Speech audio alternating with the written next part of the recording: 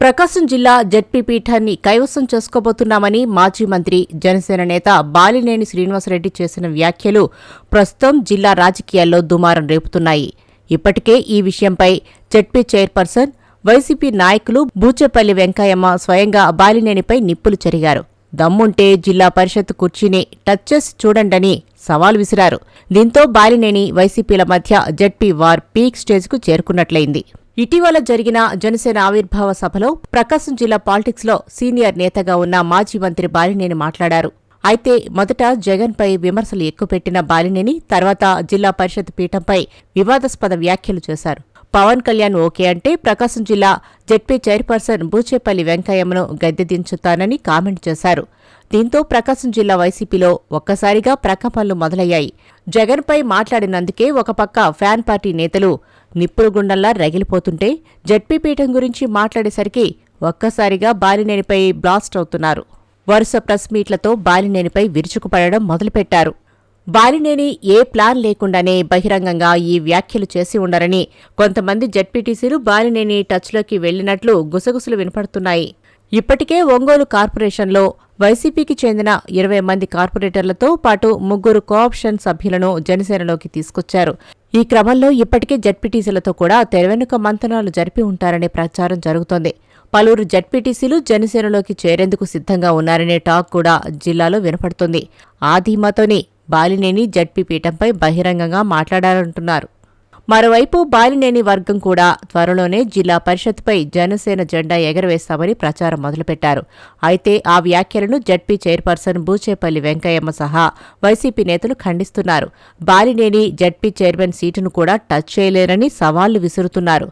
ZP సభ్యులందరూ వైసీపీలోనే కొనసాగుతారని ధీమా వ్యక్తం చేస్తున్నారు. పైపెచ్చు ఈ సందర్భంగా వెంకయ్యమ్మ 2029లో జగన్ 151 సీట్ల కంటే ఎక్కువ మెజార్టీతో ముఖ్యమంత్రి అవుతారని జోస్యం చెప్తుండడం గమనార్హం. మరోవైపు ఇక్కడే కూటమి శ్రేణులు మరో డౌట్ వ్యక్తం చేస్తున్నాయి. ఇప్పటికే ఒంగోలు కార్పొరేషన్ను తెలుగుదేశం పార్టీ తన ఆధీనంలోకి తెచ్చుకుంది. ఆ క్రమంలో జిల్లా పరిషత్ పీఠాన్ని మిత్రపక్షమైన జనసేన దక్కించుకునే ప్రయత్నం చేస్తే టీడీపీ నేతలు సైలెంట్గా ఉంటారా అన్నది ఆలోచించాల్సిన విషయమే అంటున్నారు.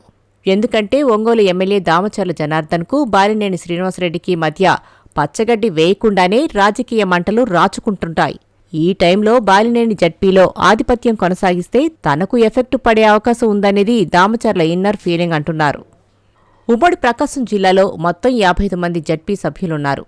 అందరూ వైసీపీ వారే అవ్వడం గమనార్హం. అందులో 3 తర్వాత కాలంలో మృతి చెందారు. మరో 4 ఎన్నికలకు ముందు వైసీపీ నుండి టీడీపీలోకి జంప్ అయ్యారు. అయినప్పటికీ వైసీపీకి ఇంకా 48 మంది జెడ్పీటీసీల బలం ఉంది. జెడ్పీ పీఠం దక్కించుకోవాలంటే 28 మంది సభ్యుల మద్దతు సరిపోతుంది. అయినా జెడ్పీ పీఠాన్ని జనసేన హస్తగతం చేసుకోవడం అంత ఈజీ కాదన్న అభిప్రాయం వ్యక్తమవుతోంది.